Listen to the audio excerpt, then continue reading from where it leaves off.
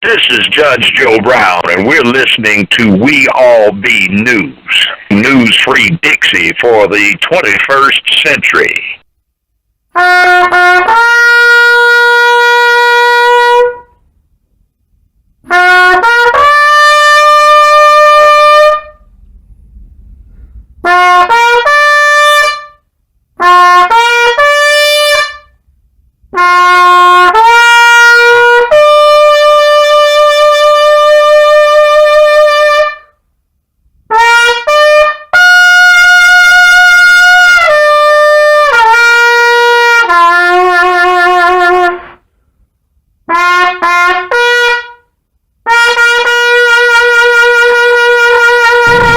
Good evening, scholars and laymen, boys and girls,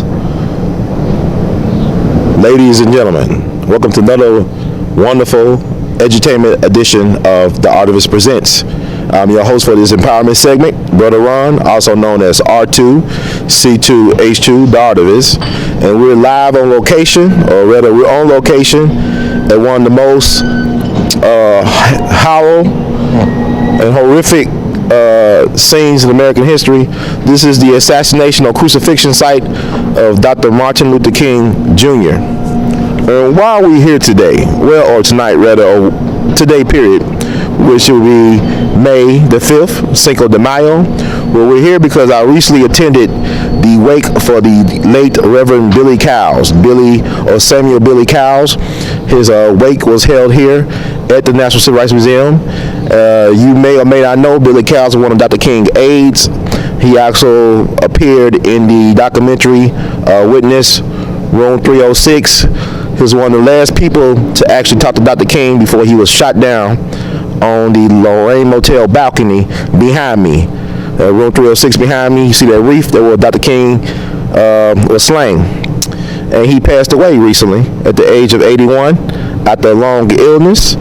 It's interesting because to paraphrase President Harry Truman, the only thing new is the history you don't know. The only thing new is the history you don't know. There has been a lot of controversy over years about Dr. or Reverend Billy Cowles' involvement in the assassination of Dr. King. People may not be aware that on December 8th, 1999, once again, December 8th, 1999, a court ruled in Memphis that the government was complicit in the assassination of Dr. Martin Luther King Jr. Once again, December 8th, 1999, in civil court, the jurors in 59 minutes found the government complicit in the assassination, the crucifixion of Dr. Martin Luther King Jr. It was a 30-day civil trial. It was brought by the King family against one Lloyd Jowers. Lloyd Jowers claimed that he was commissioned by the Mafia in New Orleans to put out the hit on Dr. King. And the King family brought a civil suit against Lloyd Jowers for his involvement in Dr. King's death. All they asked really in the suit was $1, but really they just wanted the truth, which is priceless, to come out about what happened to one of our most revered, iconic freedom fighters. Now, a lot of people don't know that, and the transcripts are available online. They were at one point available at the King Center, I think they're still there, I'm not sure, but do yourself a favor and actually, if you find the court transcripts to the civil trial from 1999, download it, save it in a safe place. A lot of interesting information in that court transcript. Billy Cowles was actually cross-examined during that trial, and some interesting things that come out. Why was Dr. King killed? Well, the best reason why Dr. King was killed because he was planning on bringing almost 500,000 people to Washington, D.C. for the Poor People campaign. He was going to bring 500,000 people to Washington, D.C. for the Poor People campaign. And this was different from the March on Washington just 5 years before. The March on Washington for Jobs and Freedom was just a rally. The Poor People campaign had the potential to turn into a revolution. Dr. King would not be able to control over 500,000 people. I mean, especially think about it, we was overextended in Vietnam. So the powers that be was very afraid of the fact that 500,000 people could actually shut down the power infrastructure in D.C. So they could not allow Dr. King to make his way to D.C. with 500,000 people. So they had to kill him in Memphis. March 28th, he led his last march, which turned out to be violent. It became violent because of agent provocateurs. There was a teenager that was killed in the aftermath of that rally, Larry Payne, in the projects by the police. Dr. King called the mother of Larry Payne to send his condolences. That was Thursday, March 28th, 1968. The next Thursday, April 4th, 1968, Dr. King was dead. So, this is where we at. So, a lot of people made a big ado. Some years ago, Billy Cowles, he was on a nationwide news show. I think he was at a press conference in Jackson, and he said something to the effect that, when he was leading King from his hotel room or motel room, they was on their way to Billy Cowles' home to eat dinner. And he said something to the effect, I'm paraphrasing, you can actually find this on YouTube online, that he got the way so they could have a clear shot, something to that effect. And, that became an infamous clip, made infamous or popular or amplified by Dick Gregory and Steve Coakley, the well-renowned late great researcher. So they played this clip in one of their presentations and it went viral. So this has stuck to Billy Cowles from that time on, and you can find this stuff online. So my thing is this about the whole thing, about who is involved in killing Dr. King. The white power structure killed Dr. King. White supremacy killed Dr. King. Yeah, you had pawns on the chessboard, of course. It came out several years ago that Ernest Withers, the renowned civil rights photographer, the dean of civil rights photographers, was an FBI informant. But you gotta understand that the FBI contacted everybody back in those times. You can go online and there's an audio tape of Malcolm X talking to the FBI in his home. Malcolm X had enough sense to record these interactions with the FBI. They'll try to get him to turn coat on the Nation of Islam and Elijah Muhammad, and he wouldn't do it. So he took to the pains of recording his conversations with the FBI to document the going on. And also you gotta remember, people tell me, Ernest Withers was a professional photographer, and he was a photographer for hire. So anybody could buy a picture for Ernest Withers for a certain amount of money because he was a freelance photographer. So let's say if he was on the FBI payroll, let's look at it from this angle. Let's say the FBI say, FBI agent just went up to him and said, hey, I want to buy this picture, and now can you tell me who's in that picture? Okay, what do y'all think about that? I'm stretching it too far for y'all. And also, Ernest Withers was one of the first black police officers on the Memphis police force. He was one of the first black police officers on the Memphis police force. So he had a background in law enforcement. And I don't think, to be honest with you, I don't think any black person had the power to do what happened on April 4th, 1968. White supremacy does not allow black folks to have self-determination in being that we could get rid of our leaders without their permission. People say, well, Malcolm X was killed by the Nation of Islam, but did the Nation of Islam have the power to deny Malcolm X entry into France? Who had the power to deny Malcolm X entry into France? Would it be the United States or would it be Elijah Muhammad? Simple as that. The FBI became the FBI not because of the public enemies of the 1930s, was because they took down the greatest threat to white supremacy in the persona of Marcus Mosiah Garvey. Marcus Mosiah Garvey was the blood sacrifice for the FBI. The first black FBI agent, James Wormley Jones, known as Agent 800, was hired by the FBI to neutralize Marcus Garvey. Black leadership was used to neutralize Marcus Garvey. So it was black power in the service of white supremacy and white power that actually undermined Marcus Mosiah Garvey, arguably the greatest black mass leader we ever produced. So get back to Malcolm and Dr. King. Dr. King in particular, there's a famous picture that shows Dr. King laying out on the balcony with people pointing across the street, it seems, and with a person kneel over him in that picture. The guy kneeled over Dr. King in that picture. His name is Morrell McCullough.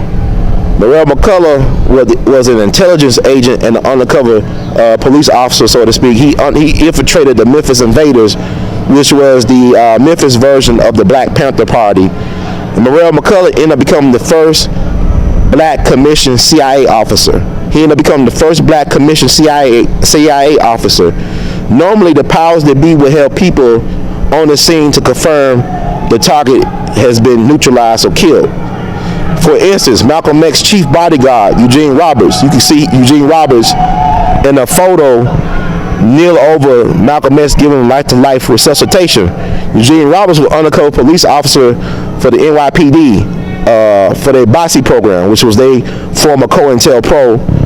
Eugene Roberts was actually one of the people that framed Afeni Shakur, the mother of Tupac Shakur, and the Panther 21. They got framed by Eugene Roberts.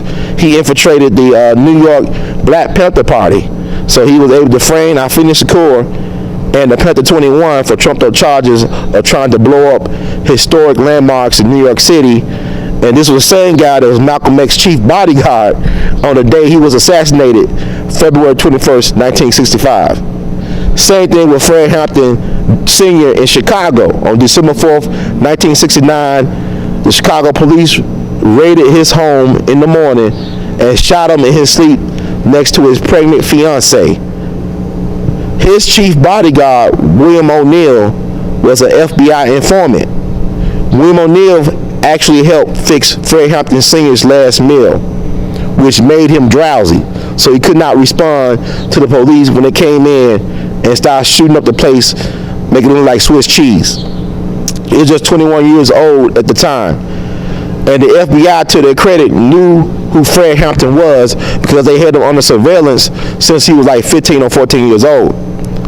So, I say all this to say, it's the same old, same old. So, yes, black folks were used in neutralizing Malcolm X, Dr. Martin Luther King, and Fred Hampton Sr., but it's the unseen white hand that allowed them, that gave them the permission to neutralize these people for the benefit of white supremacy, global racism. So, like, a lot of times we think too small, we gotta start thinking bigger than what it is. For example, every time Dr. King came to Memphis, he would normally have an all-black security detail, courtesy of the Memphis Police Department. When Dr. King used to come to Memphis, once again, he would normally have an all-black Memphis Police security detail. The last time he came to Memphis, he did not have such a security detail. As a matter of fact, on the day he was assassinated, there was no security detail. Now, you had Officer Ed Reddick that was stationed at the fire station. You had two black firemen at that station, but they were removed from the fire station. Officer Ed Reddick, they claimed that he had a hit on his life, so they got him away from the fire station and took him on home. So Dr. King had no type of protection when he was out here, you know, when he got shot. And a lot of people don't understand. It's like I talked to Charles Evers, Medgar Evers' brother. Charles Evers is almost 100 years old, and he's a proud Republican and gun owner. And he said when Dr. King used to come to Jackson, Dr. King used to run to his house because that's where he had the guns and goons. He had protection. Even when they completed James Meredith March Against Fear 50 years ago, back in 1966, when Dr. King then was marching down Highway 51, you had the Deacons for Defense that acted as security detail for Dr. King. Once again, Dr. King had armed protection when doing the March Against Fear. Dr. King had armed protection when he used to come to Memphis. But here's the thing. The chief and stuff was replaced. The person who ran the police and fire departments was Frank Holloman.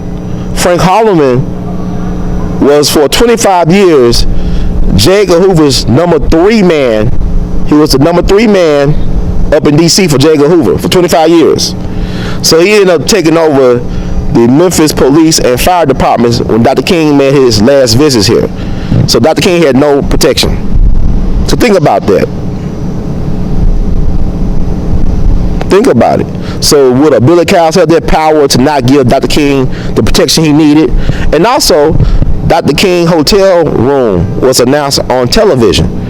The Memphis news media announced the exact location where Dr. King was staying right before his assassination. Dr. King did not stay at the Lorraine Motel. That's a popular myth. He normally would stay at like the Holiday Inn. Matter of fact, Holiday Inn was founded in Memphis by Kemmons Wilson. So that's things people don't know. He didn't really stay at the Lorraine Motel that much. But I think he was guilt tripped into staying into Lorraine because people said, why are you going to stay in the white hotels or motels and you want to stay at the black motel? So he was guilt tripped to that. And matter of fact, his room was actually a secluded room. It was not on the balcony. It was in a secluded area that had been hard to get a easy shot at Dr. King, a kill shot. So somebody from his entourage changed his room. They told the hotel owner to change his room to the room 306 so they get a better shot, a clear shot, as somebody infamously recalled. Dr. King, matter of fact, his itinerary secretary, the person who was responsible for his movements at the SCLC, he was paid FBI informant. So it was a guy that was responsible for his logistics who was on the payroll for not only the SCLC but also the FBI.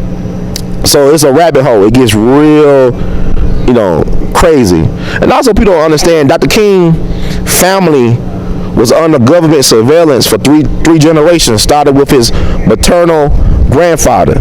Dr. King family was under surveillance by the U.S. government for three generations.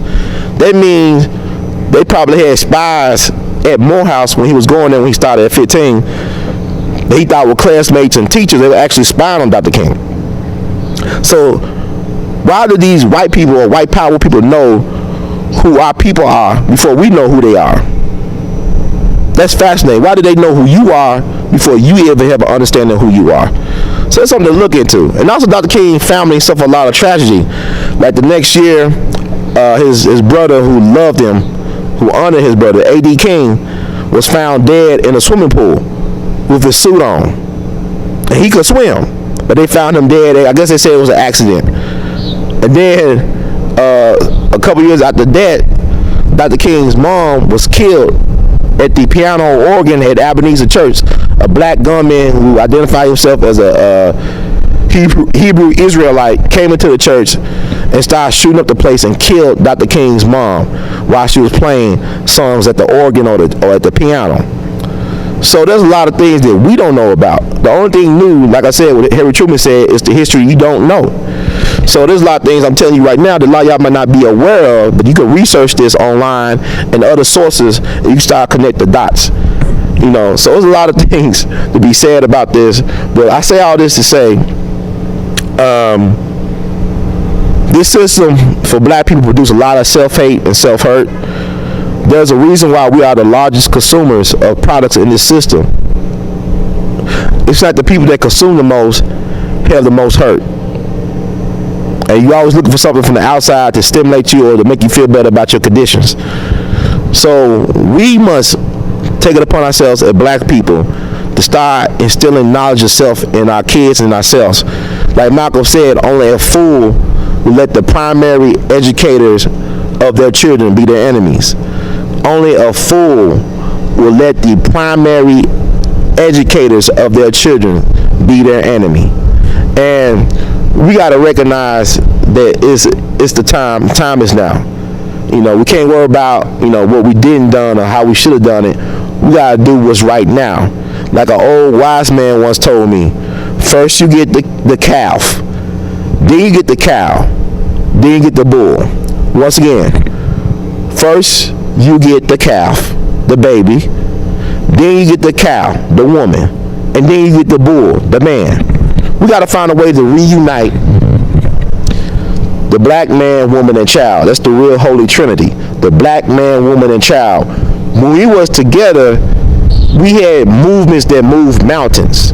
Like even with the Montgomery bus boycott movement, they put Dr. King on the map. A lot of people don't know that one of the reasons why there was a bus boycott was not just because we want to sit in the front of the bus.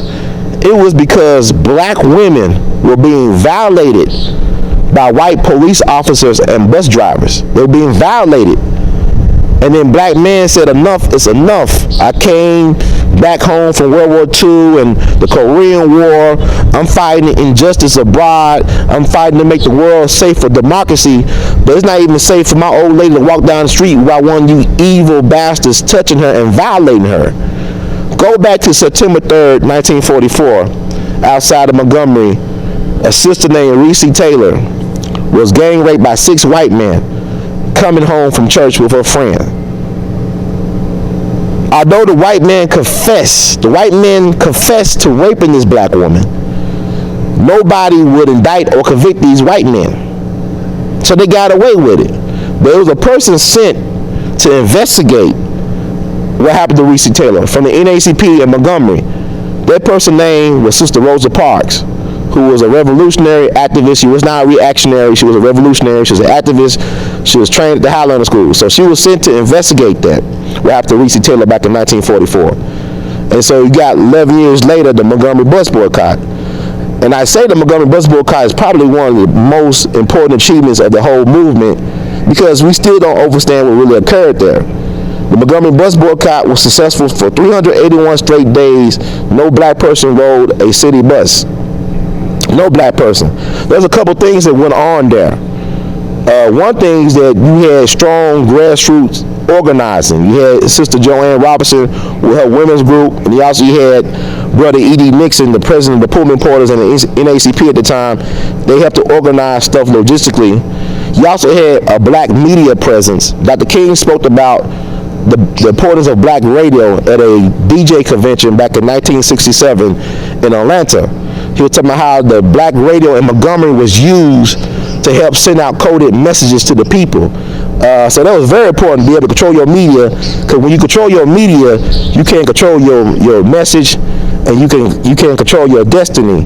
So another thing, you also had a strong black business class. You had black folks that did for self, and they was able to combine their financial, economic resources to help each other out in times of need. And a story that people don't know about from that movement was that S.B. Fuller, who was at that time, S.B. Fuller was the wealthiest black person in America, and A.G. Gaston was probably the wealthiest black man in Alabama. He was very pivotal in Operation or the Birmingham campaign. He was the one that when Dr. King and the SCLC needed a hotel to stay in, they stayed in his hotels during that Birmingham campaign. When they needed somebody to bail them out, he bailed them out.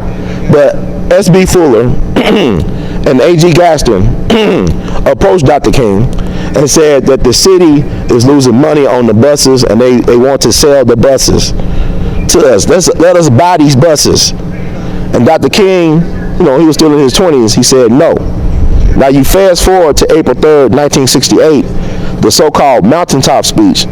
Dr. King was talking about, let's invest in black businesses. Let's invest in black insurance companies and banks and whatnot. Stop buying from places that won't hire you. He said boycott Coca-Cola and Hart's Bread and Wonder Bread. What good is it to eat at a restaurant, but I can't afford a hamburger? So he was talking about economic empowerment and black self-help when he died. And there's another thing I want to add to this, what I think is very important when we talk about black self-help.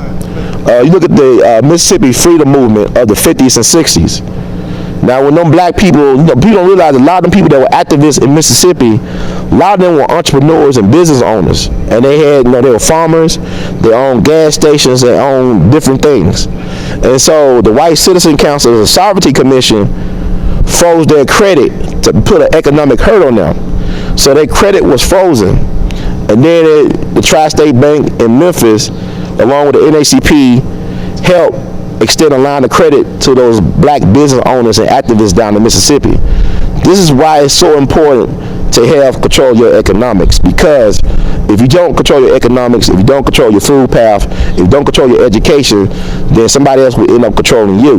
So this is a message that we need to get out of this. A lot of people looking to point fingers of what happened to Dr. King on April 4th, 1968. A lot of people lay blame at other black folks, but there's enough blame to go around. But the most important thing that people must remember is that we must learn from these lessons. We must study them very intensely and with intent and purpose to do better, to go beyond. Because a lot of us are stuck in the past, but we're not even stuck in the past, we're stuck in a fantasy world because we think we know the past, but the past is never past. So we're still dealing with the same stuff that they dealt with, but it's only amplified. And there's another thing that people miss out on, what they was fighting for. The economy was expanding. It was a historic expansion of the economy. That means if I dropped out of high school, I was able to get a factory job, I could support a family of 4, I could retire, nice pension, I could send my kids to college. Those days are long gone. This is a different reality. So people trying to replicate the 60s will be shit out of luck because it won't happen like that. Because Malcolm could only exist for that time. A Medgar Evers could only exist for that time. A Fannie Hamer could only exist for that time. A Dr. King could only exist of that time. They are a product of their time. So we must realize what we got to deal with right now. What are the things that are necessary for us to create a different paradigm, a different reality. So with that said, I would advise people to read An Act of State by Dr. William Pepper. Dr. William Pepper is interesting because he was a close friend of Dr. King, and also he ended up becoming James Earl Ray's lawyer. You know, and James Earl Ray never had a trial.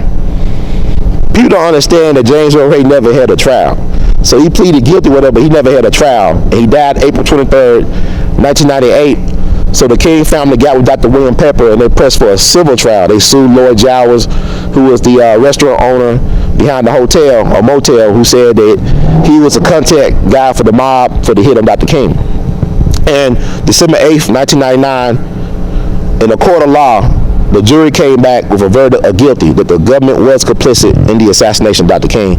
So go back to December 8th, 1999, the civil court ruling in Memphis. Google it up and get all this information and save it in a safe place. Also, another thing I'd like to add as well is that during these type of assassinations or crucifixions, the powers that be always contaminate the crime scene. For example, as soon as Dr. King was killed a little bit after 6 o'clock p.m. April 4th, 1968 on a Thursday, somebody got up to the balcony and started wiping away the blood evidence. Somebody was soap and watering down the blood evidence. And also the next day, the trees and the bushes was cut down in the courtyard because a lot of people, including Reverend James Orange, Dr. King's right-hand man, one of his lieutenant, as well as a brother named Caldwell from New York Times, people claim they saw smoke coming from the bushes, the bush area. So they basically knocked down all the trees and bushes by the courtyard the next day. So this is not unusual. For example, you go back to February 21st, 1965, the crime scene was contaminated. A black church was allowed to have a dance just several hours after Malcolm X was assassinated in the Audubon Ballroom. Let me repeat this. On the same day that Malcolm was killed in front of his family, friends, and admirers, a black church was allowed to have a dance that same night in the same room. You go back to Dallas, November 22nd, 1963, the limousine that JFK, President John F. Kennedy, was driving in was basically contaminated. They stripped it down, whatever, they wiped away the evidence, got rid of the bullets, and they shipped it back to the manufacturer to be reupholstered. So this is what these people do. And they've been doing it since the beginning of time, since the days of Caesar. So, stay woke, everybody. So ask yourself this: who is the real enemy? Who is the real threat? And always remember that it's always an inside job. Remember once more that it's always an inside job. I'm not a conspiracy theorist. I'm a conspiracy realist. Or like my friend, the late John Judas would say, what would he say? What would brother John Judas say? He's an alternate historian. So look at me as an alternate historian as well. So I say all that to say thank you all for listening to me. The best is yet to come. If you like what you heard, feel free to subscribe, donate, and pass it along. And in the words of Great Elton, we love you madly. Keep on producing and pushing. Pretty good, bro.